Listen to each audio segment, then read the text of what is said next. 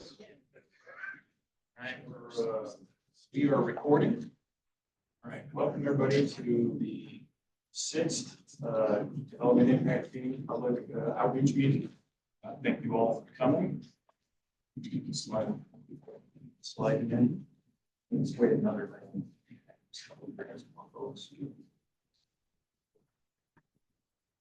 Everybody's got an agenda?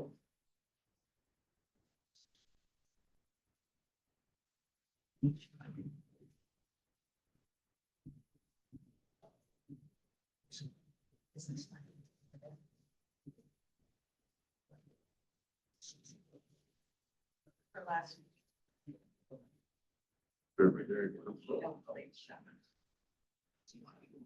That was, I'm up here, so. Yes, like you signed. Yeah. How's it going? Yeah. Actually, I'm doing really good today. Yeah, Yeah. I get infused today, so that'll be a good day. So I'll really be in good shape tomorrow. okay, I'll be jogging tomorrow. fair enough. All right, we're gonna get the meeting going. So welcome and introductions real quick. Let's just go around the table real fast. Start with Sir Debbie. Debbie Alvarez, I'm with Public Works.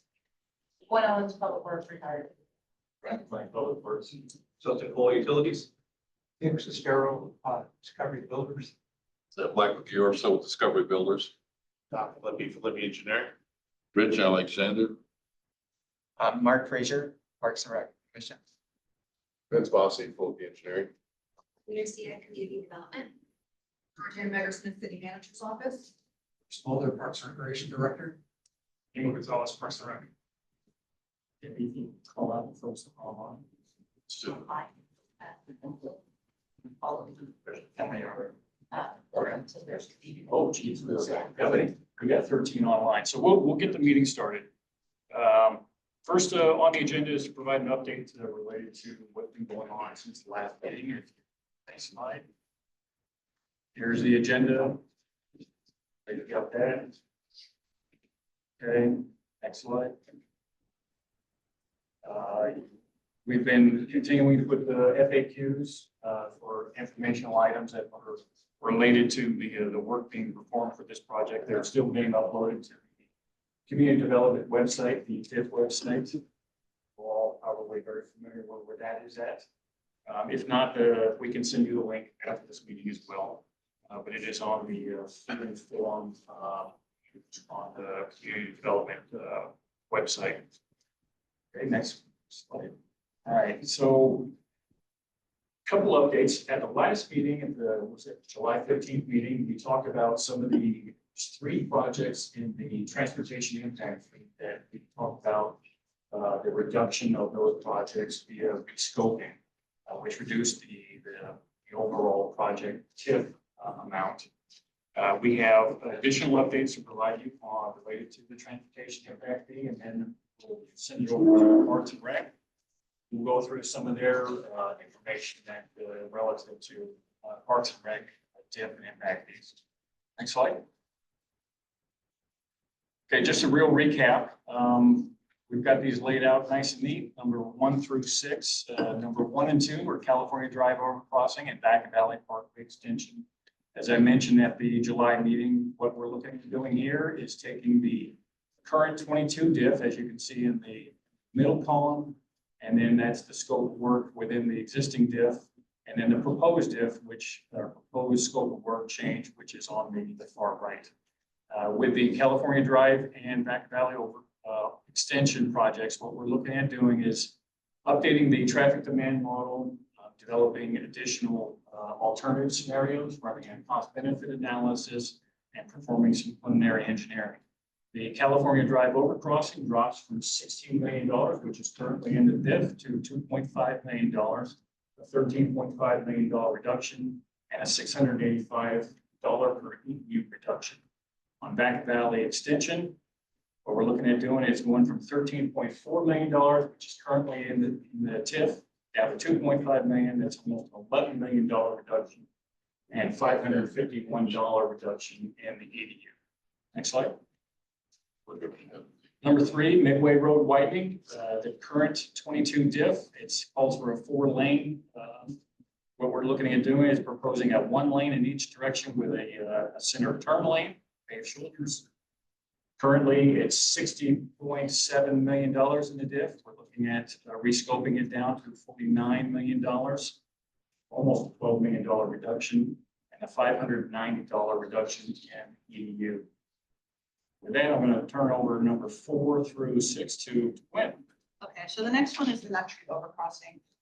The Nut Tree overcrossing, as part of level service, needs to be widened to 6-lane facility because of the intersections on both sides at Monte Vista and then Orange Drive and Nut Tree Parkway, basically operated unacceptably. So what we're going to do is we are rescoping the project so that as part of this phase of the traffic impact fee, we wouldn't include the widening, we would do intersection improvements, but we also have some money in there to evaluate what the level of service impacts will ultimately be for city council to make a decision at a future point in time. And so basically what that does is it's currently in the TIF as $71.5 million. It would be reduced to just under $10 million. And there would be a reduction of $2,435 to the traffic impact. And this is per dwelling unit for a dwelling unit that is 2,500 square feet. Next slide. All right, so the next one is Gibson Canyon Road. Gibson Canyon, we originally had it in the development impact fee to widen it to 2 travel lanes, center turn lane, and shoulders and an improved pathway from Hemlock to Farrell. And we are looking at changing that and only doing that improvement from Hemlock to Fruitvale because really don't need it north of Fruitvale because it's rural, it doesn't need to have shoulders, etc. So that reduction, it's currently in the traffic impact fee as $18.7 million. It would drop about $11 million, so $7.4 million would be left in the traffic impact fee. That's a reduction of $572. Then the next one is Monte Vista Avenue widening from County Airport Road to Back Valley Parkway. The general plan has it as a 4-lane facility. In that stretch, actually from let's see, airport, county airport to Cessna, there is really only access on the west side because you have the freeway on the east side of it. So what we're looking at doing is reducing that scope to only have it as, to take away the 4 lanes, have it 2 lanes, excuse me, 1 lane per direction and a center turn lane, and then do a further evaluation to determine if the project is really needed or not. And so it's currently in the TIF as $18.7 million, and it would be reduced to $15.7 million. And that's a reduction of $149. So with that, I'll turn it over to Brian. Slide. So these are the 6 transportation improvement impact fee options for city council that we will be bringing forward as options for council's consideration at the September 23rd meeting. This slide summarizes all 6 of those options if city council were to approve and move forward with the scope of work changes for these projects. The initial TIF as issued in April was $27,290 per EU. Again, as Quinn said, that's a 2,500 square foot residential EU. After accounting for these options, the TIF reduces by $5,175 per EU and $112 million reduction in total TIF project for a draft August TIF fee, including these options at $22,115. With that, I'm going to pass it over to Bruce. All right. Good morning. Myself and Nemo are going to walk through some of the park and recreation diff items and also talk about some options that we will be proposing to the council to lower some areas of the fee. So next slide. So here I just want to review again the parks development impact fee has several categories.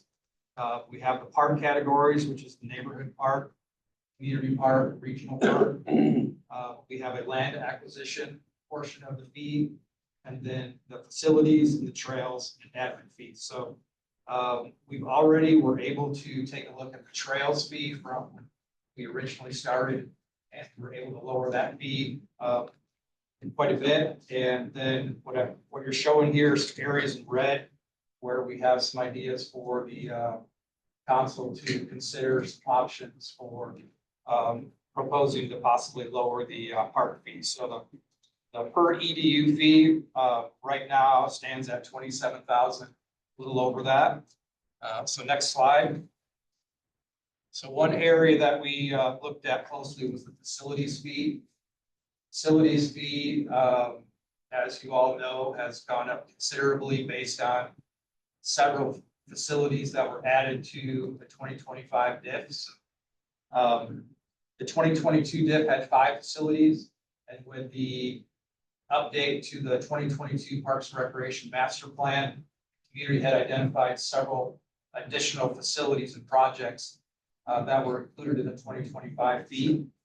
And this made that facilities portion of the impact fee go up quite a bit. So we took a look at this, we prioritized these facilities, and we are providing council with an option to consider moving some of these 14 facilities to the next diff cycle, which would be putting them in the next time we update the fees. So what you're looking here on this slide is the facilities that would remain in the 2025 diff. And what this does is it limits or lowers the full fee almost a little over $100 million, which then lowers the impact fee $2,452 per 2,500 square foot EDU. So the next slide will show the facilities that we are proposing to council to move to the next cycle of the impact fee. So these facilities will be postponed until the next facility go around, or the next diff go around, which then are still included but postponed, so they're not part of the 2025 impact fee. And then we also on the next slide, we looked at land acquisition, and I'm going to have Nevo kind of walk us through consideration of the land acquisition fee and what we are proposing to council for this particular item. Good morning, everyone. This slide should look familiar. It was included in the July presentation. It's essentially a comparison of what Vacaville requires for parkland versus other municipalities in the area. And if you take a look at where Vacaville stands, we're kind of in the middle to bottom in terms of what we require for both land and then how we collect fees. So specifically, we've got 3 categories of park. Cumulatively, the level of service is 4.5, but we don't require a land acquisition component for regional park. So that 3.5 is really the developer's obligation compared to all the other 14 cities that we looked at, or 14 including Vacaville, we're at the bottom. And so one of the recommendations that we're going to bring, or one of the options that we're going to bring to council, is the idea that they can separate the land acquisition component for parks and adopt a Quimby ordinance, which would be consistent with the general plan. It's been something that has been listed in the general plan since 2015. And so instead of weaving our land acquisition fee into the diff, we would do what most of the other agencies in this area do and adopt a Quimby and collect land through that process. Next slide. So with the 2 components that we just if we if we are able to get direction from council to move forward with that, it would be a net reduction of nearly $5,000, bringing the fee from the 27,000 figure in April down to 22,163. The admin charge is just a percentage charge of all of the categories. So if you reduce anything, the admin charge comes down. That's why we highlighted it in red. Next slide.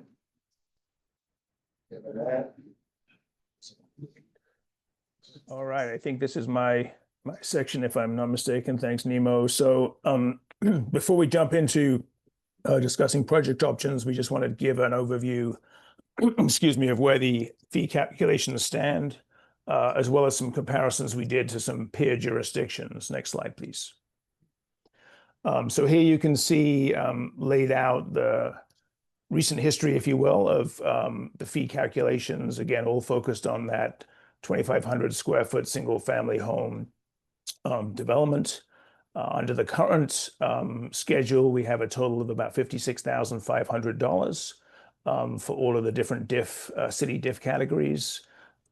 April 2025, after including the expanded range of projects and adjusting for 2025 costs and including soft costs, et cetera, we were up at $94,000 per unit. Obviously a substantial increase.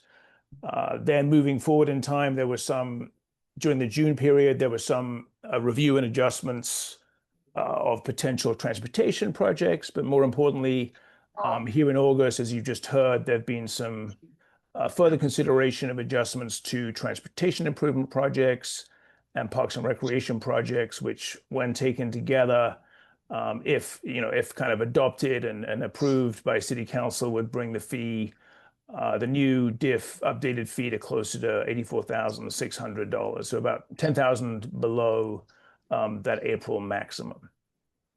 Next slide, please. So here is a comparison of Vacaville, both the Vacaville current fee, the April maximum, its reduced proposed August fee compared to several other cities. These are the same cities and city areas that we looked at when we did the 2022 update. So try to stay consistent in that regard. In terms of the way these charts and these bars stack up, the lower portion, the dark blue portion, is the city or county diff fee that could be imposed. You also have the pink component, which is the city processing fee, separate from the diff fees. You'll also see we have a green or teal area, which is for those cities, and there are several of them, which don't have a flat fee system like we do in Vacaville, but rather add on a significant additional sub-area fees for those areas where large infrastructure is required. And then finally, we have the school mitigation fees that are common across all these jurisdictions. We did pull out for the fee programs in Solano County. We did pull out the Solano County fee just to highlight that is in the kind of green hatching. So when we look at these, collectively, you can see on the left-hand side there, the April maximum Vacaville diff fee, overall fee level, all fees was about $122,600 per unit for all these fee types in the city of Vacaville. As we kind of move to the right, you can see in August there's the $10,000 reduction in the city diff fee, leaving us with a total of about $112,500. And to the right of that, you can see the today's fee of about $84,000 per unit. To the right of those, you can start to see the comparisons we've made with other jurisdictions.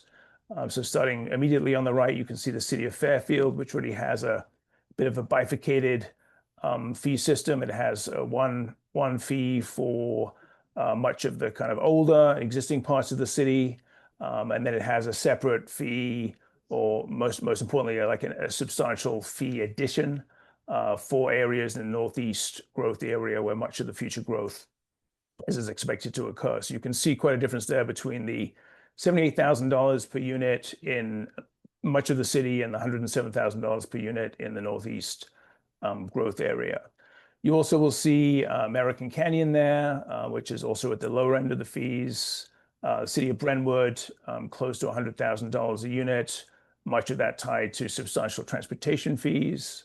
And then moving finally the last couple, Elk Grove, this is the fee for the southeast policy area of Elk Grove, where you can see there's a substantial sub-area fee that collectively pushes that total fee up to about $124,500 per unit for developing in that area. And then you can see here also the fees for Rancho Cordova, and this is specifically for the Rio del Oro specific plan area, which also has a sub-area fee. So that's a kind of collective look with obviously quite a lot of variation amongst jurisdictions. We also wanted just to note as part of this some context. It's always a little tricky to do perfect apple to apples comparisons. A couple of points we wanted to note in that regard.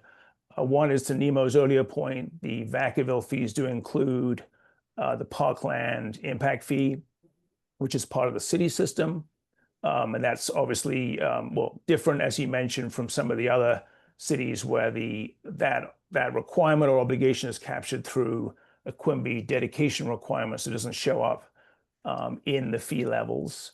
And then finally, we wanted to mention just highlight really the differences and perhaps the importance of timing. We can see many cities have not updated their fees in quite a while. City of Fairfield, for example, in particular, has some fee components that haven't been updated in 1 or 2 decades. So obviously that's going to lend towards a lower level of fee. And then we also have some other jurisdictions, even while they've been updated relatively recently in 2021, for example. Obviously the recent few years has been a period of substantial cost inflation, and while they might have captured some of that through inflators, it's likely that any comprehensive update may well result in a kind of a further increase. So just a little bit of context there on these comparisons. Next slide, please. Okay, so the next set of slides will be presented by Aaron Morris, Director of Community Development. Thank you very much, Brian. Can you hear me? Gotcha. Excellent. Okay, next slide, please. So all the previous presentations really focused on project options, and now my portion of the presentation will focus on policy options that staff will be presenting to council on the 23rd for their consideration. So policy option number 1 was actually touched on by Nemo. Staff is seeking council direction to implement a Quimby ordinance that would require that parkland dedication be considered and incorporated in the subdivision process. As Nemo noted, this is consistent with the 2015 general plan, which literally has a policy that says that we should embark on a Quimby Act ordinance. It's consistent with our comparator agencies, and also it has the effect of reducing the Parks and Rec land acquisition fee for projects involving subdivisions. Let's go on to policy option number 2. And this is all about incentives for target projects. So staff will seek direction from the council to develop an incentive program for projects in targeted industries. The program is a little bit undefined at this point, but it could include fee reductions, fee deferrals, payment programs, or just other ways for the city to help make certain types of development happen. So we've identified a few target industries based on previous council discussion. Missing middle housing has been an interest of the council, affordable housing, advanced manufacturing, and biotechnology. So a lot of this will get to council, get some direction, but this policy option could result in fee reductions for targeted development types. Let's go on to policy option number 3. So the next 2 policy options, 3A and 3B, have to do with fee implementation, because as I think everyone in this meeting should know, the council will decide when the new development impact fees go into effect and how they go into effect. At this point, staff is recommending that the council direct implementation of the residential fees effective July 1st of 2026. And then if we go on to policy option 3B, staff is recommending a phase-in approach for the non-residential fees over 3 years. So essentially, The fee increase would be captured and divided into thirds, and then each July 1st, starting in 2026, the fees would go up a third until July 1st of 2028, when the new fees would be fully into effect. We did take a similar approach with industry during the past fee update. There is a more substantial increase for the non-residential fees than for the residential fees, and so that's why staff's recommending this approach for the non-residential fees. Let's go into policy option number 4. This policy option is all about turnkey parks. We heard loud and clear from developers, and frankly, we believe you when you tell us that you can build parks faster and cheaper. So in policy option 4, staff is seeking direction from the council to really create a program for turnkey parks, in particular, a program that articulates exactly how the fee credits work, and really looking at the lens of how can the city be a partner with developers to make these parks happen faster and cheaper, and give the appropriate credit while also still collecting fees for park facilities that would not be built by the developers. So that's policy option number 4, and I believe that we go back to Brian McLean. Thank you all. Thanks, Aaron. So we're nearing the end of this presentation. Next steps, we have a DIF project policy study session set for September 23rd council meeting. So I've mentioned the last couple of meetings. The development team will have additional time at the podium. We heard you loud and clear on that.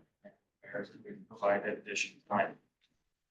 As far as moving forward after the 23rd meeting, we are tentatively scheduled for an October 28th, 2025 meeting where council will consider an update to the City of Agville's DIF program.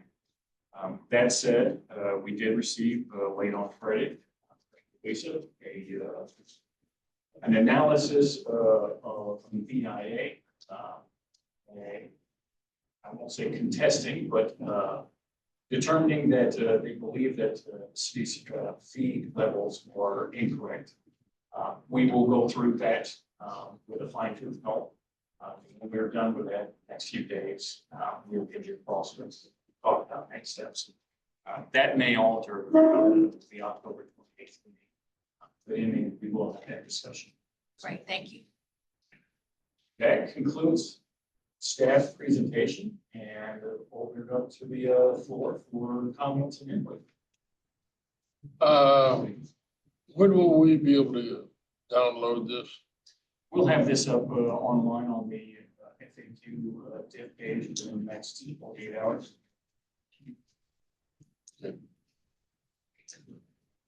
So, sorry, I, on the effective date, what Aaron Morris just presented, there was an effective date, or maybe you can go back to that slide if you can, on July 1st. So this is residential, and the next slide was that resident. Oh, this is only non-residential.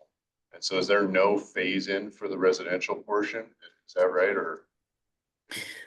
I can answer this question, Vince. At this point, staff is bringing these policy options forward, and these are staff's recommendations as a starting point for council's consideration.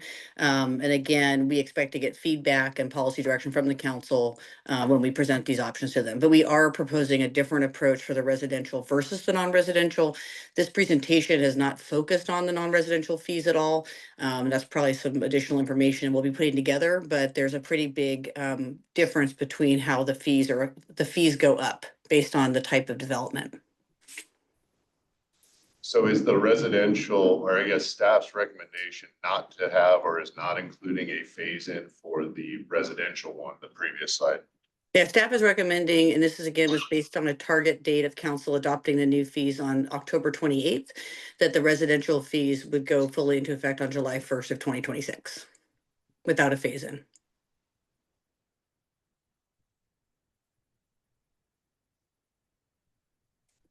Oh, so I have a question. You have a 50% fee increase. 50%. I haven't seen any studies that say there's a 50% increase in the value of homes over the last 2 or 3 years. So I've asked this question before, I'll ask it again. Has the city done a study on how a 50% fee increase will affect the number of building permits pulled Because as I look at this, you might as well charge $1 million a house, because it's gonna have the same effect as a 50% increase, in my opinion. I watched this for 46 years in this town. When they did the big fee increase in 1992, we had a precipitous drop in the number of building permits. So whatever your denominator is for your number of homes, I've got to believe that it's going to change dramatically. So between now and July 1st, if this happens, you will have a big increase. There's 2 or 3 projects I know will pull a bunch of permits, and then there'll be virtually none. And so has there been a study to see how much this 50%, I mean, just think about that for a minute, 50%, you want to go buy a house and all of a sudden it's 50% more? So I'll answer that, Okay, Tom. Here is the Department of General Services, California Construction Cost Index. And it's funny that you talk about fees, going up, SOI. It was in the July meeting, I mean, I can pull that report if you want me to, that you spoke to the commission, Parks and Rec Commission, about the Play for All Park project. And that the cost of that project, the phase 2, was so expensive because of exactly the same things that we're dealing with here. Inflation, COVID, supply chain, material costs. I agree with all of Everything has those, gone up. but Everything has 50% gone is up. not a. So, excuse me, please, let me finish. In terms of a study, that is for you, the developers, to bring that kind of information. We're providing you that additional time for city council to have that kind of conversation. We don't have access to your market variables, to the developers' market variables. We don't build homes. You need to bring that kind of information. Okay, fair Hopefully enough. that answers your question. If you need that reporting, I can provide that to you from the commission meeting. That's fine. I have two other comments. How Quimby, I've heard Quimby for years and years and years in this town. How is Quimby going to be, if somebody has a 20-lot subdivision? How is Quimby going to be, I know the city only wants 6 acres. So how is Quimby going to be implemented on a 20-lot subdivision? Yeah, so that'll be a discussion that we have after we get direction from council to move forward to study the Quimby. So there'll be a process between now and whenever the diff is, the updated diff is implemented, say that it is July 1st, 2026. We'll have a year to figure all of those details out. We'll have to work with Aaron's group to fine tune all of the details, including any project that doesn't have to go through the subdivision map act, which I'm not an expert because I'm not a planner, but Claudia and Aaron's group, I mean, they're, we're gonna tag team with them, and I don't know what the process looks like. It might involve further meetings and discussions with the development community, but at this point, those sort of details aren't sorted out. We're just asking for direction from the council to begin the process. Okay, so I have to say this because I have been involved heavily in parks for all the years I've been here. And there's been a hostility, literally a hostility of the city toward developers and building parks. And you're saying in this room, you've heard from developers, you're going to work with us. I've never seen it happen. Actually, one time, Magnolia Park. I worked with Public Works on Magnolia Park. That worked. That's the only time. And there's abandoned meadows. There's 6 acres down there sitting there. And all of the home permits have been pulled and nothing's happened with that park. And it was supposed to be a park, and there's a fee agreement to build the park down there. The land is sitting there. And I will tell you that I had nothing but pushback on the Play for All Park the entire way through the process. I got nothing but crap next until Brian. Thank you, Brian, for coming on board. Because when Brian came on board, I finally was able to get that park open. And so I have sensed, you're hearing a lot of 46 years of frustration. And the hostility is a good word for how the city has viewed developers and building parks. And we can do it a lot cheaper, a lot better. Magnolia Park's a great example. And no offense to anybody here, this is a cultural issue. But we in the development community need to know that there's going to be a real change in the dynamics to even get anywhere close to these kind of numbers, to be, you know, and nobody, no one person here can say, yeah, oh, yeah, we'll be better. It's bad.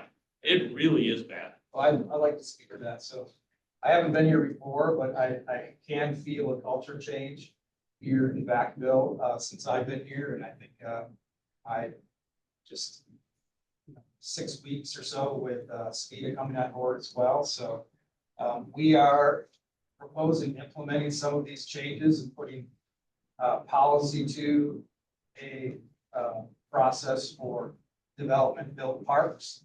I think Magnolia is a great example. I have experience in Brentwood where there were a lot of parks that were built with developers that worked out really well. So, you know, I'm taking that kind of culture here to Vacaville. And I have to say, I just want to put some perspective around the development impact fee for parks here. So right now, the 2022 number says 11,243. That number does not include soft costs. So we have to add soft costs with our new figure, which automatically makes that number go up 40%. So if soft costs were on that number would be 15,700 right now. With the changes we are proposing, that number is going from 15,700 to a little over 22,000. So we have done some work in the area of the park impact fee. We've heard the developers, and I've heard the conversations about how expensive it is to build housing. So I think that we are trying to do our part. Also, I've been used to a Quimby Act in Brentwood, worked out well there too. It's in our general fund or our general plan for Quimby Act. It makes sense to have a land acquisition component that also puts the fee at a lower amount. So I think those are good policy items to implement, and we look forward to working with the development community on the building of parks and facilities. So Bruce, I hope you and I've talked, I hope you're right. So far, I've never seen it. I hope you're right. I would say, just adding on to Bruce's comments, that the past is the past. I know you're holding on to it. You lived it, and I understand that you had that experience. Staff is putting these options before city council in recognition of comments that have been made throughout these last 5 different meetings. We're looking forward to working with the development community. That's why these options have been presented. You will see, again, coming from the July meeting, we're down $10,000. That's $215 million reduction in parks and recreation impact fees as well as transportation impact fees. If that isn't something that can account for or be representative of the city listening and understanding where the developers are coming from, I don't know what else is. But I would say to this, finally, you're hearing these options, we're committed to these options. Those are the options that we're going to be providing to city council for their consideration. So let me ask this question if I could. Let's say the city council decides 50% is too much. We want to whack that in half. What happens? Can you go back to all the very first slides?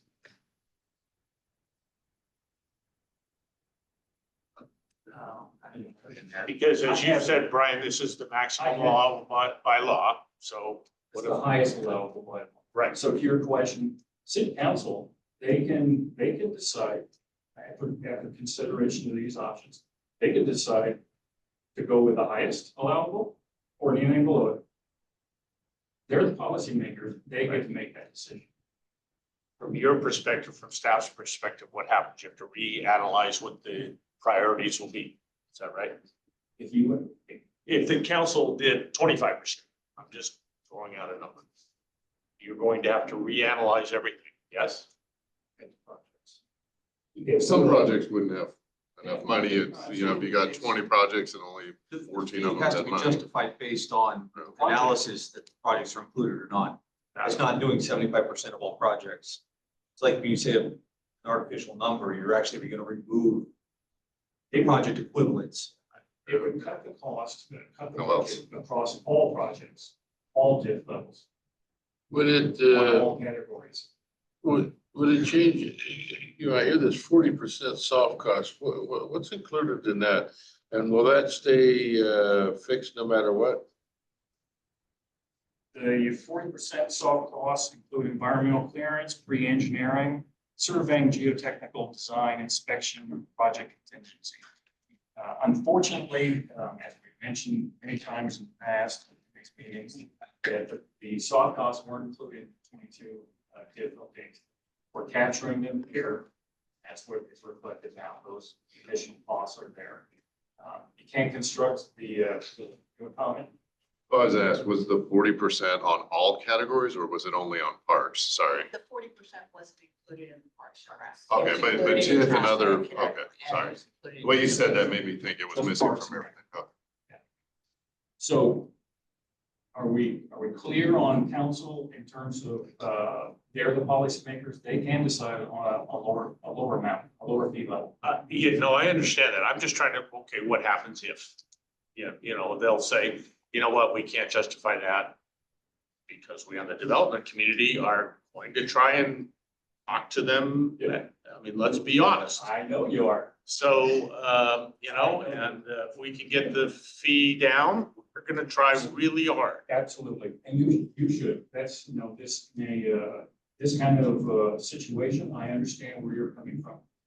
You would complain, Tom, if it was $1 more. No, no, no, no, Oh, no, I no, don't know. no, no, no, We no. should- we should I go. have said, no, I'm gonna take exception to that. Are you? Yes, I have no problem with the city getting developer impact fees that are needed. I'm, totally on board with, you know, a reasonable COLA. 50% is not, I got the chart, I get it. But I am not opposed to any impact fee, so that's not fair. I just wanna Okay. say that. So to your point, or to your question, what would happen to those fees if council decided to go lower than what's recommended here? It would end up going through and cutting the tops off the budgets of all of the projects: fire, police, water, sewer, transportation, parks, and rec. And it's a balance. We've talked about this before. I think I had in one of the previous meetings. It is a balance between the cost of those fees and the benefits that are gained out of those projects for the city. And it's a balance, and that's where the city council's policymakers will have to go through and weigh those options. So Brian, let me just be very clear on something. I have lived here for 45 years. I care very much about what happens in the city of Vancouver. I very much do. And it's not just the development community. I think a healthy, vibrant building community of building homes, I think helps our community. You know, we built 4,000 homes in the last 10 years and our school population has gone down by 600. And which tells me we are not building homes for families, which attracted me to Vancouver in 1980. So I am fighting hard. I am fighting hard to have affordable homes here in Vacaville because I think that's what's best. I appreciate that. I will be dying to hear what those targeted incentives will be. This is developed because of these interactions, because of the comments. We're hearing you. We're hearing you. You know, we have heard you, Tom, Rich, and we've heard the city council. So this particular option is designed exactly for that. Is to develop ways and methodologies to be able to get to these particular incentive programs that help that process. Now, I've got some disagreement with this, but I didn't want to do it here. We're gonna get this, have an opportunity to take a look at it and have a chance to respond to it. At the September 23rd meeting, you'll have additional time. I'm wondering if This we should have PowerPoint- one more meeting in between, that we can respond to this, because we could do it rather quickly. I mean, we can respond to this rather quickly. Rich, I would say that you could send your comments to the last slide. Yeah, no, I've got it. It's down at the bottom of your page. Todd. You can send those comments to these individuals right here. You've got my email. Yeah, Yeah, we'll take I your bet you. comments. I know you will. We We're can, looking forward to it. we can send them over, take a look at them, but, yeah, I do have some general questions that I've already seen in this already. Fantastic. We look forward to your questions. But I know that Sarah might be listening, and I gotta be a good boy, so. So on the target project side, that is, you guys are saying that council may direct as an option, staff to develop a policy. There wouldn't be anything adopted come September, and that may take a while to figure out what a target project is and what reductions they may see and all that sorts of things in coming months after Yes. October.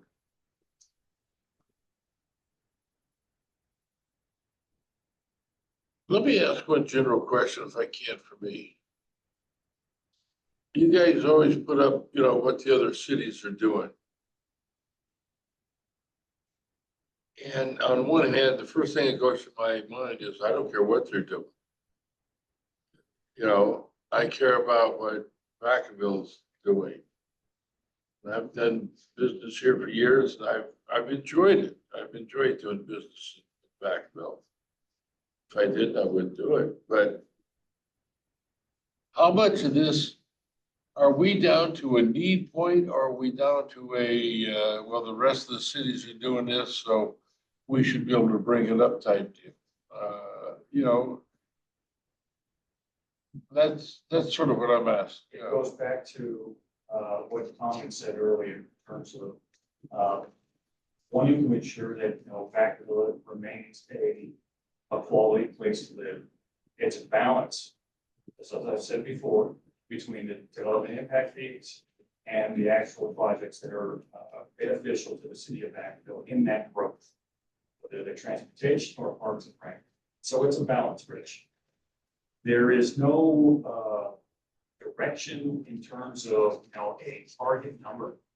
The city council has asked us to put together multiple times, and you've heard this at city council. Matter of fact, you were at that meeting, Rich, I think where city council was very, the mayor may have actually mentioned this, that he wanted to make sure that there is a municipal comparison. So that's what this is for. This is not designed to direct the city of Vacaville toward a certain fee or to say that we're higher or lower than some other municipality. Those costs that we are talking about right now have been developed utilizing third-party architects, consultants in transportation, parks and rec expertise, et cetera, based on 2025 today's fees. What you see right there is very telling, Rich, in terms of when those diff programs were updated. Exemplar, City of Fairfield on the Parks and Recreation fee. They haven't updated since 2006, rather, 2006. 2013, sorry, the facilities fee in 2006. Everybody see that? 2022, in their plan Bay area or plan area, Brentwood, 2021. You know, the most current piece down there is 2025 with Elk Grove on the transportation piece. In the last, since 2021, just to make sure we're all on the same page, you had 9-point-something% increase in 2021. That's California Construction Cost Index. 2022, 9-point-something%. 2023, 9-point-something%. Yeah, between 2020 and 2024, you get over 37% just in construction costs right here. Just this. And so what we're trying to do with this is just put a comparison. We've made very clear that it is no two cities are alike. They're not exactly the same, but this gives what council is looking for in terms of an idea about where the city lands, both respective to our sister city, the city of Fairfield, and other regional cities around us. Brian, Chris Robles here, if I could comment. The fact that these jurisdictions haven't updated their fees in a comprehensive update doesn't mean that they're irrelevant or out of date. I suspect that every one of these has a COLA. And each of those cities may be comfortable with the COLA in comparison to their infrastructure that they have planned. So I don't think that the dates are really relevant to suggest that one community is out of touch with where the fees are. Secondly, as it relates to processing fees related to, or excuse me, plan area fees are typically related to infrastructure and they're a financing mechanism. So although they're a fee, they often relieve the developer of an overall burden that they would have to take on themselves. And so they actually facilitate development.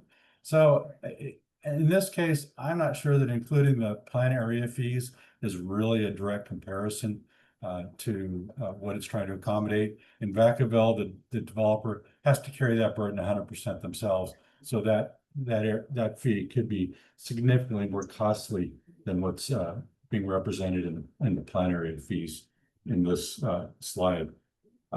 And I just wanted to make a couple of comments. Every meeting I've attended, staff has made a point to say that that they're seeking a maximum allowable fee. And I would contend that it's staff's responsibility to build the needed infrastructure, not set the maximum allowable fee. I would suspect that the community doesn't really care, and by community, I mean the existing residents, what the fees are. But they do care about their road widening. They do care about their parks programs. And I think that staff should be looking at it from the standpoint of how can we maximize construction and completion of the needed infrastructure?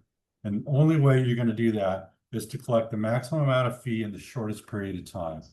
Because as soon as the city takes a fee, and if it comes in dribs and drabs, it's going to sit in a CIP account, and the city's restricted on its investment strategies, and it's probably going to earn 0.5% to 1%. So all it's going to do is sit and be lost to inflation.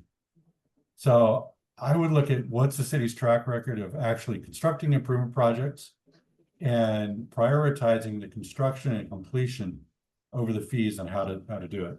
Brian, I appreciate your and Public Works efforts to validate projects. I think that's fundamentally the approach that the city needs to take citywide. And then I do take exception to the characterization on today's presentation and that you're showing it as a reduction of fees since April. There is no reduction. This is an increase in fees.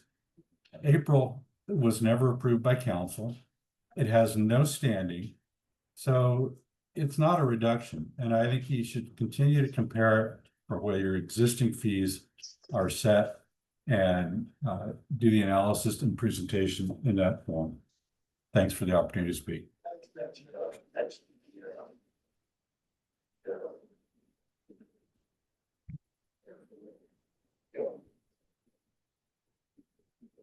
Okay, Chris, just a few comments.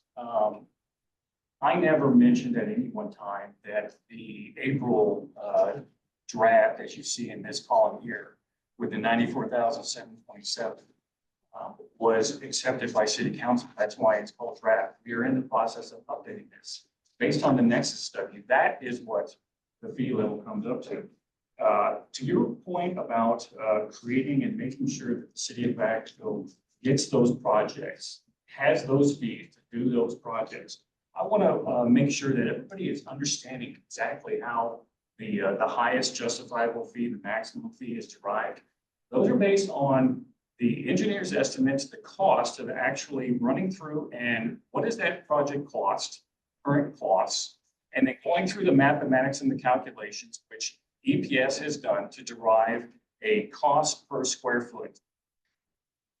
That square foot cost goes right back to the engineer's estimate. So anything lower than what has been presented in that April 25th or April 2025 fee level is less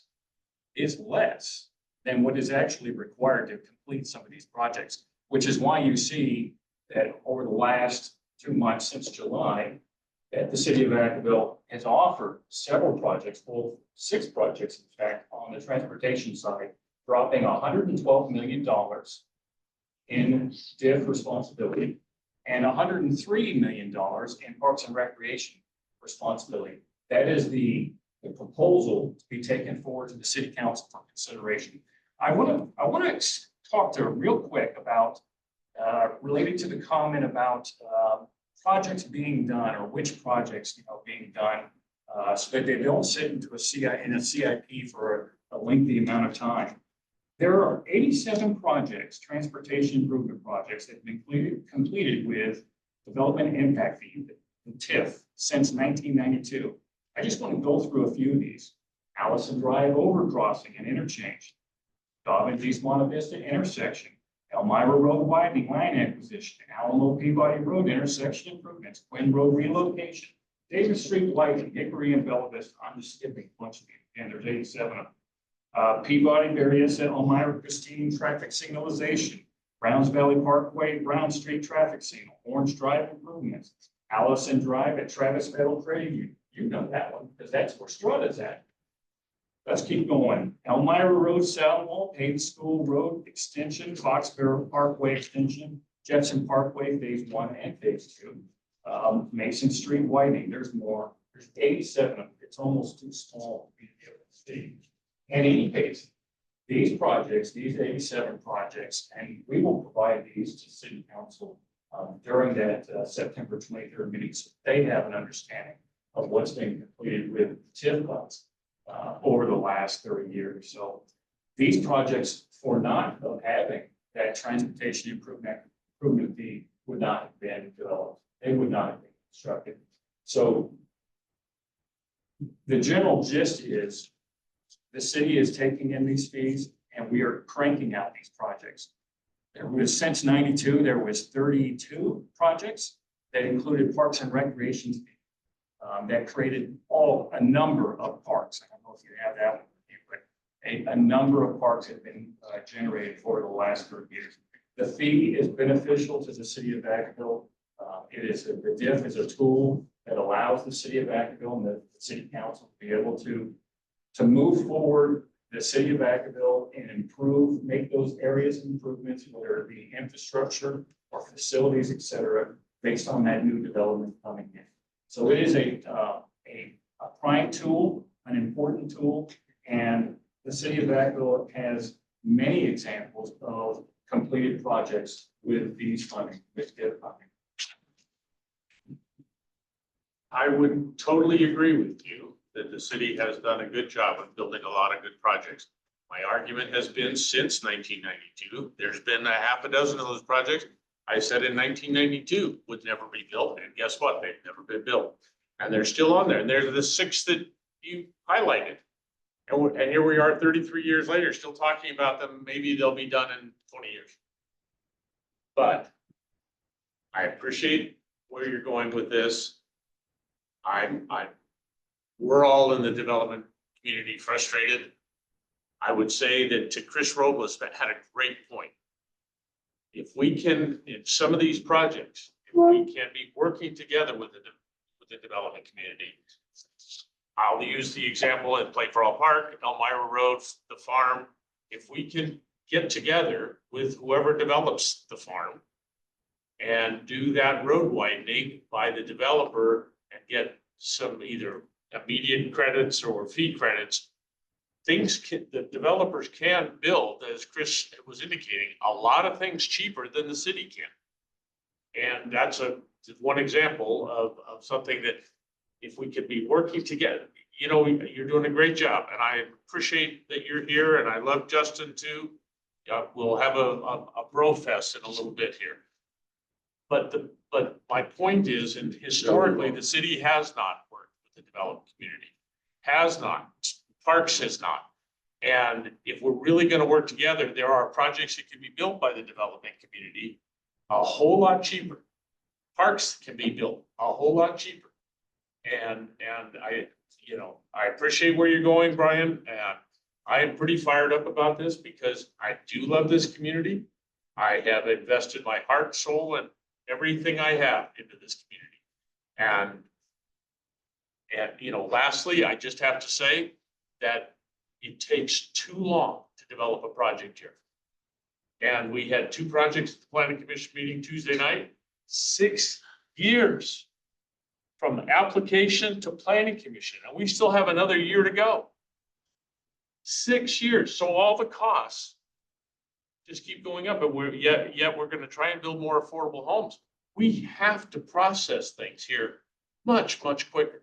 I have plannings here, but we have to do things quicker. We can't have projects take 6 years. 2 of them at Tuesday night's meeting. So I appreciate what you're doing. I appreciate the attempts, but there's still a long way to go. And you sense my frustration. I've already announced I'm retiring, so I don't know why I care, but I do care because I live here. So there we go. Plus, I'm not gonna let him retire anyway, so. He still has to be doing a few things. So. Thank you for your comments, Tom.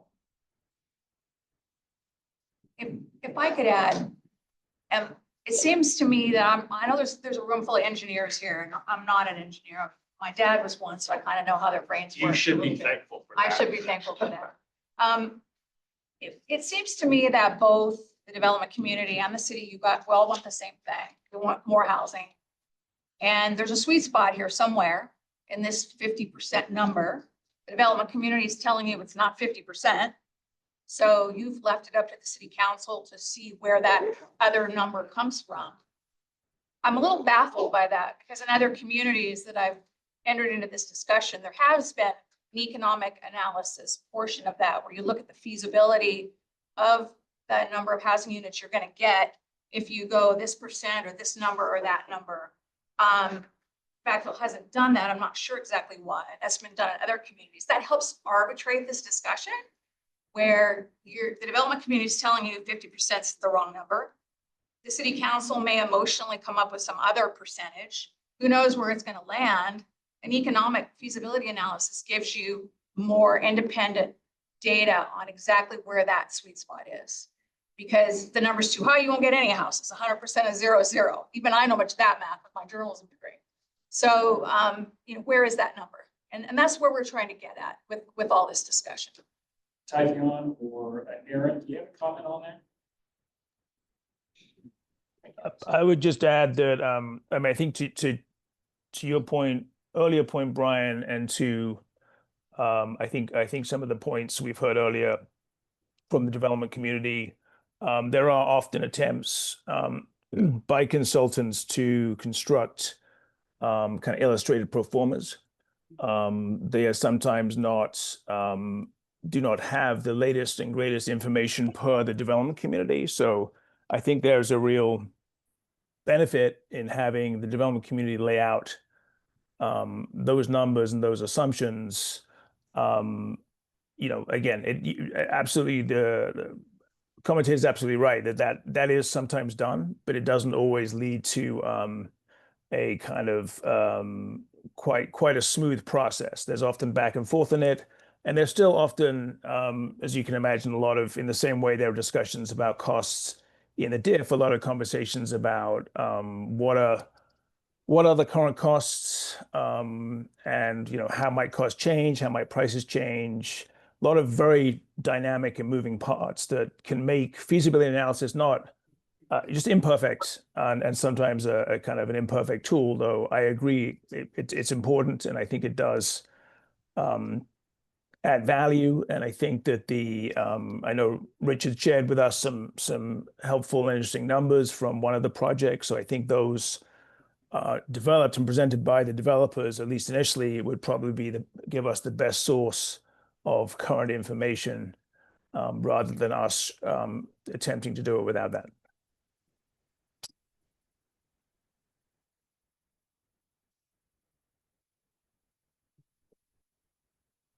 Okay, do we have any other questions?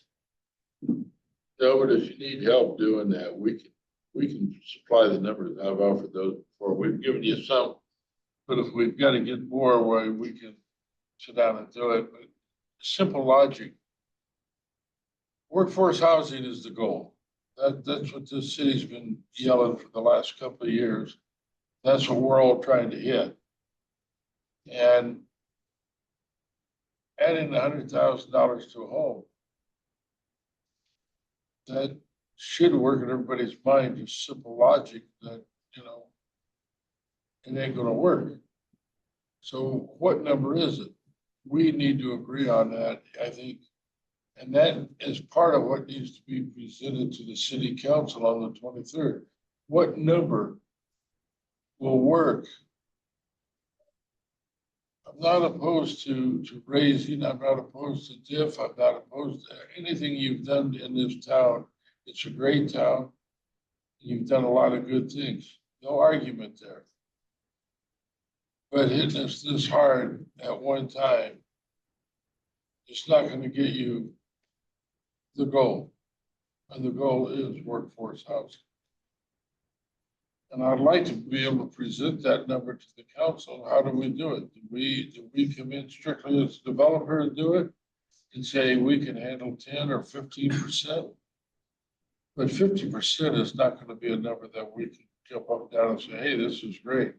That's part of that shock and awe that we talked about before that nobody liked us to use. The shock is the maximum amount allowable by law or whatever. And the awe right now is down to this number, which is still not adequate. So what number is adequate? You will have that opportunity to be able to present that information to the city council. Say that again, You please. will have that opportunity. So you want us to present that to city council? Okay. Yes, you should present that to the city council for their Will do. consideration. All right. See, sometimes, usually, I mean, in other cities, I've gone through the staff. We've agreed upon something. And then staff takes it to city council. Instead of being adversaries, I really, you know, don't want to go. I think you're doing a good job in trying to get to that point, but I don't think we're there yet. Appreciate your comments. So one thing else that has not even been brought up and it ties directly into this whole discussion is the CFDs. We don't know what's going to happen with the city. They're going through some kind of best management practices of CFDs. You know, one of the beauties of having lower CFDs is it allows the development community to put in infrastructure and use CFD financing to I'll use the Elmira Road widening as the example. If they can put that in their financing, then they can do things much cheaper, quicker, faster. But to date, the upper maximum CFD 11, for example, is, you know, nearly $2,600 a year, which is at the very, very tippy top of what works for CFDs. So, you know, if there can be a working around that number, but the last thing I've heard is that it was just police and fire. Now we're talking about public works and parks, and who knows where the number's going to be. You know, to me, they all work together in terms of the affordability. CFD 11 adds, depending on the interest rate you use, $40,000 to $50,000 in present value to the cost of a home. And you're talking about this. They all go together. And, you know, I hate to be so negative about things. These things can work together, but if we're CFDs, these fees, I don't know, is inclusionary zoning still on the table? I've never heard that it was killed, but all these costs make it impossible to do affordable housing. And EPS was supposed to have that information, their recommendation to us, the early part of this month. We still haven't gotten anything from EPS. And it's very frustrating, the money that we've spent. And we're getting ready to go to council for fees, and we don't have it, when we don't have it, available to us. Eric, can you provide a quick update related to CFD work and the work that planning is doing? I don't. Yeah, I haven't really been involved in the process, but I can coordinate with Eric and provide an update on that. I know that they meet regularly, so. You know what? They do meet regularly, so I know, we we've got a lot of meetings going on. EPS Yeah, is every other- independent, we're paying for that, and the Right, independent, for the and they were ELT. supposed to have that to it. Sure. My question is how come we don't have it? And I'm getting real nervous because once again, we're getting ready to go to council. This, to me, it's all one package, We fees, are fees, working fees. on it, and so we will provide the information to you shortly, but Let's quit working, give us the information. we gotta work on getting the information for you, and I then we'll got share it. it with you when it's, They've had, yeah. yeah, they've had since April. I'm not sure of the timing, but as the more I think about this, it would sure be nice if we were looking at this in a total package. Yeah, You may want to take it to the council all at one time rather than sequentially or whatever. That's a thought as I'm thinking through this. Might be easier for the development community to accept some things if we're doing CFD 8 level CFDs everywhere else. Then at least to your point, CFD 8 is about $500 a year. CFD 11 is about $2,600 a year. So. I mean, We are looking at it holistically, it's not in a vacuum, like that's a great comment, thank you, and I will share that with your. Okay. Are there any more questions or comments? Yeah, Brian, this is Chris Robles again. I would just underscore the comment regarding an economic analysis and basically a sensitivity study on, what fee structure is going to generate the greatest amount of fees for the city. That's going to allow you to build the most infrastructure. I think that is an excellent approach.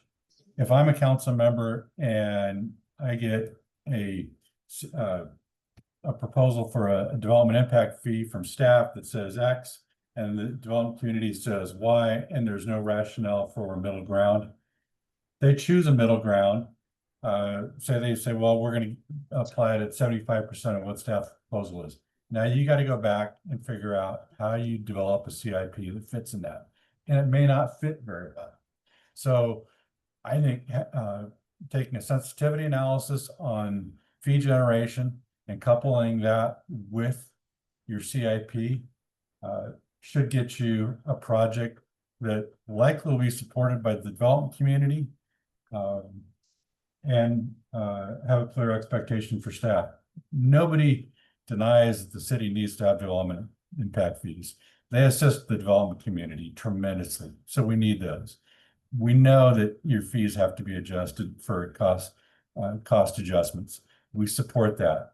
They just need to be reasonable. In the private sector, if we have a project that comes in over budget, we got to do efficiency engineering. We're just asking the city to do the same thing. The mayor said at one point that the city needs to learn to live within its means. And I think that's where we're at, is that you need to live within your means, CIPs that are appropriate to the community, appropriate to the fee structures that development can support. So again, thanks for the ability to speak tonight. Yeah. Thank you, Chris.